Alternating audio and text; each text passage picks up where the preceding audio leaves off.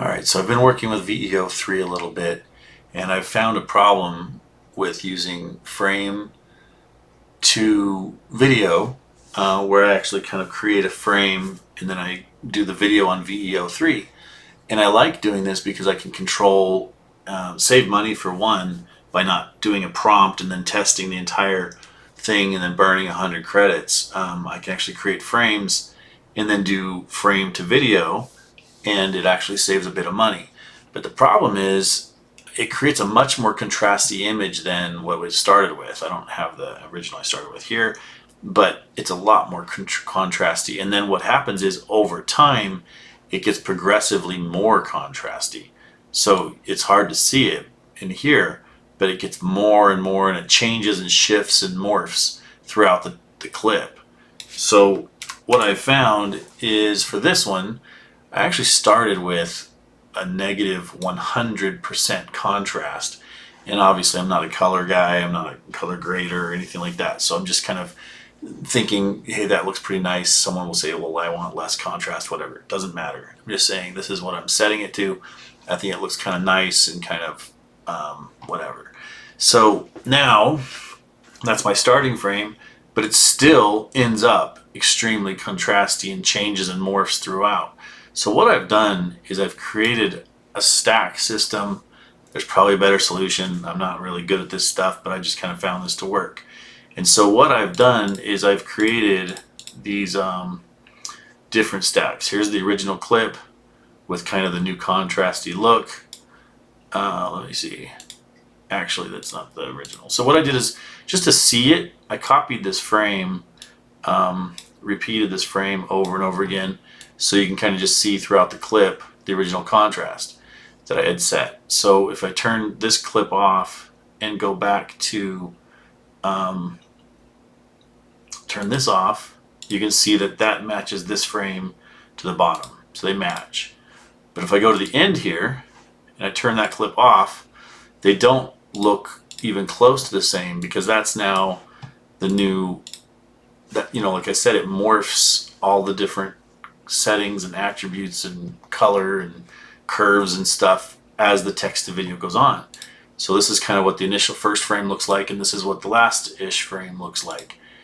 They're very different. And so what I've done is I have this layered system where this first layer is actually the new setting that I want. So I basically only just changed the only the contrast on this clip. That's the only thing that's changed. Now on this next layer, what I did is I found out where the last frame, and I adjust the last frame of this one, this stack. So I've turned off this layer, so you're just looking at this stack. So now I can kind of go back and forth between the first and the last, and someone could say, hey, that, you know, it's not quite, it's still less contrasty, whatever, so you can adjust it. But I have a negative 150 contrast now for this one. So, you know, that's as much as Premiere will do with this. I'm sure there's other ways to do it. But also the shadows, I boosted shadows up to 30. So to look back and forth, this is what it was before, and then I put it up to 30, and now it that's, you know, where I want it to. So 30, and then also if you go down here to creative, the vibrance, so I have it at 35. So this is what it was at around 0. I found that the vibrance gets shifted down. We'll put that to 35. Also these curves. So I found that the curves need to be adjusted too, because, you know, as I'm adjusting the different contrast and different things, I've brought the curves down a little bit. So those are the settings I've changed. I changed the contrast, I gave boosted shadows, and I also boosted some vibrance, and then I've adjusted the curves. So now when I compare these two, again, people that are into coloring and all that, I'm sure they can do a much better job. But like, I look at the first frame and I look at the last frame. So I'm looking at this stack, and these are the changes. Again, you can see them over here, the different changes that I made to to that stack.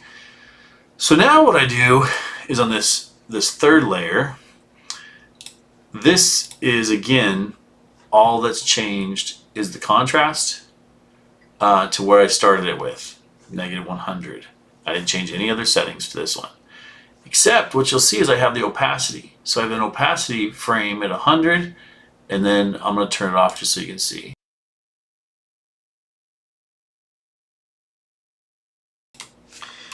Alright, so right now I have this on this frame, this clip. I have that first frame clip off. So if I scrub through, you're going to see it just kind of, just making sure, yeah. So it kind of starts and then it kind of changes and it kind of gets kind of blown out, whatever. But what I found is I can hit on this first frame, turn on a little keyframe at 100. I'll go to the last frame, hit the keyframe, change that one to 0.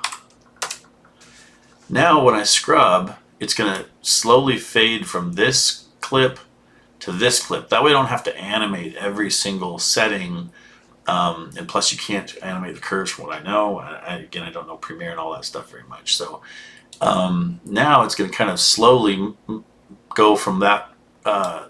This is slowly going to fade out until it gets to this one, which I had set to be the settings I wanted. So if I play it now, it kind of stays a lot more consistent.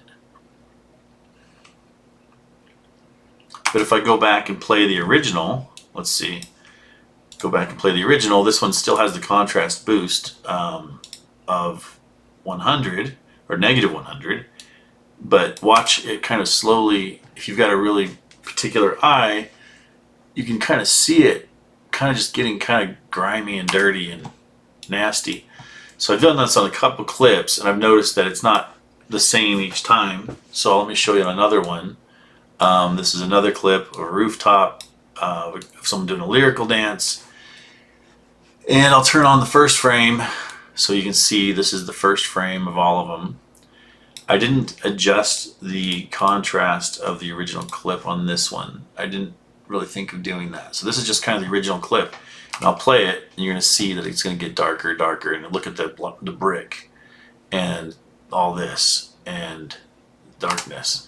So if I go here, and it's not real, it's real subtle. So you watch, I'll play it, and you think, oh wow, it still looks really great, and you know, whatever.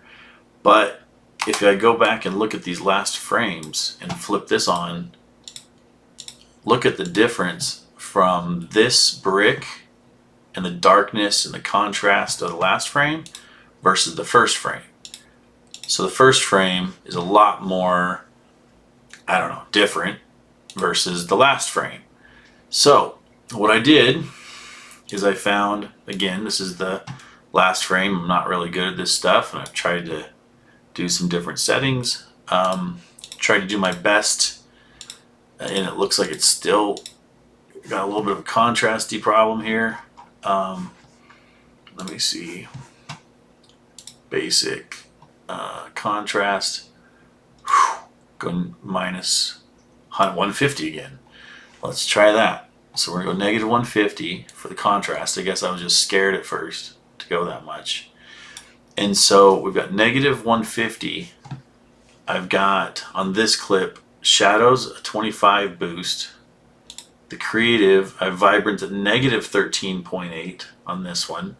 And the curves, I'm popping down the curves. And if you guys don't know what that is, that's what happens there. So I popped the curves down to about there. So now let's compare the first and last frame. I mean, it's not a perfect, I mean, I'm sure you guys could do a lot better job than me. But that's as close as I want to get to right now for this test. And now I'm going to play, let's turn on, again, what I did was I have this first setting. Let me just make sure did I change any contrast or anything on this? Contrast, nothing. Vibrance, nothing, right? So there's nothing on this clip. And just to make sure, let's just remove all attributes from that clip. Yeah, so all attributes are off this clip. And if I turn this clip off, you're going to see, look, that's the clip underneath that it starts with. And then it's going to kind of adjust over time. So this is the one that's got the contrast at negative 150, the shadows at 25 boost, and the vibrance at negative 13.8. So you can see it over time, it kind of just shifts, and you're like, wow, that looks really kind of crazy. And so now, go back here, this is the initial clip that I don't have any changes, in no settings, no nothing on it. Except now what I need to do is go to the first frame, turn on the opacity, hit on the little keyframe, go to the last line, pushing the down arrow, and I turn on the keyframe, go to 0, opacity, so the last keyframe here, it's going to be 0, this one's going to be 100% opacity, and now let's play it. Let's see if we get it to be a lot more consistent in some degree. There you go. So again, if I turn off these two layers, this is what it would have looked like at the end versus that. So that's the last frame of the raw video, and this was the first frame of the raw video. Look at how much it shifts. But if I do the trick and turn these back on, it's a lot more consistent. Again, you can dial it in however you want. And I wish it just stayed so beautiful at the beginning the whole way. But I guess their algorithm is shifting things. So I'd probably have to even go further beyond negative 150 for contrast at the end. I mean, but still, if you compare the last frame to the first frame, again, here's my settings on. Let's see, here's my settings on, here's the settings off. On, off. Isn't that crazy? And so, but when you play it through, again, you guys probably have better eyes than me, but when I have these two layers on, it's doing that fade of the opacity. It's shifting, yeah, but I'm trying to just help it be less. And I did one more test that again did the same thing. So this is the first frame all the way through, and this one's a little bit harder because the light right here is blown out, so it's kind of hard to see what exactly the first frame to the last frame. But again, let's turn off these two layers, and I'll have the last frame is here, and then here's the first frame again. Again, it's kind of hard to tell because of that brightness, but what you'll see is if I have these layers off, you'll see it kind of shift, and it gets really contrasty at the end. So if I turn again on this one, I have contrast of negative 100. Let's just go ahead and make that 150 because it seems like that seems to be the trick.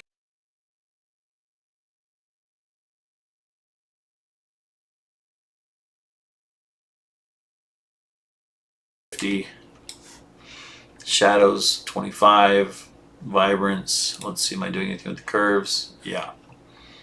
So let's just see what that looks like to the first to the last.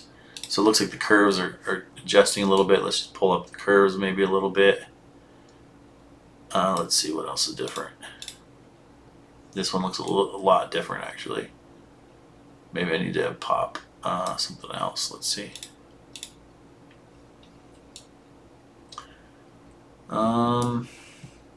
Maybe less vibrance off. And then it looks like I might need to adjust exposure too. So but get a little exposure. Let's see. Okay, so that's what the last frame, again, that's the settings on this one. If I turn that off, that's what the underlining footage last frame would look like. So that's the difference. Again, here's the first frame, trying to compare, looking at the skin tones, the bricks, trying to look at the ground, trying to compare. And then let's turn on this one. So again, this one, all I'm doing is adjusting the opacity, right? So I've got my keyframe starting with 100, and as I go down, it goes down to 0 on the other keyframe. So let's see, I've got all my layers on. Let's see, just making sure. Yep, negative 150. Yep, 13, that's the vibrance, 13.8. And then I should have also boosted the exposure. Yep, 1.2. All right, so here we go. Got to turn off the first frame layer. All right, let's play it.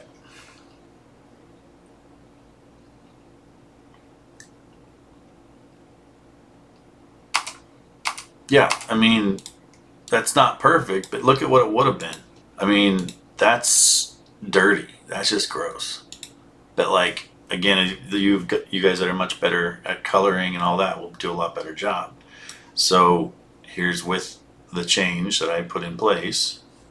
See if you can see it's kind of try to at least stay somewhat consistent versus if I play it now without my setting. Watch.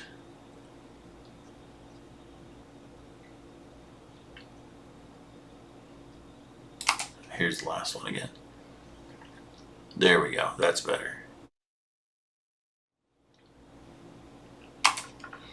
But this will start, when I have this layer on, it starts out normal and then it'll fade to the other one. Yeah, that's way better. Again, comparing the first to last frame. So that's the trick. Hope this helps you guys. And but again, this is making it so I feel I can use first, frame to video and actually get some better results. Good luck.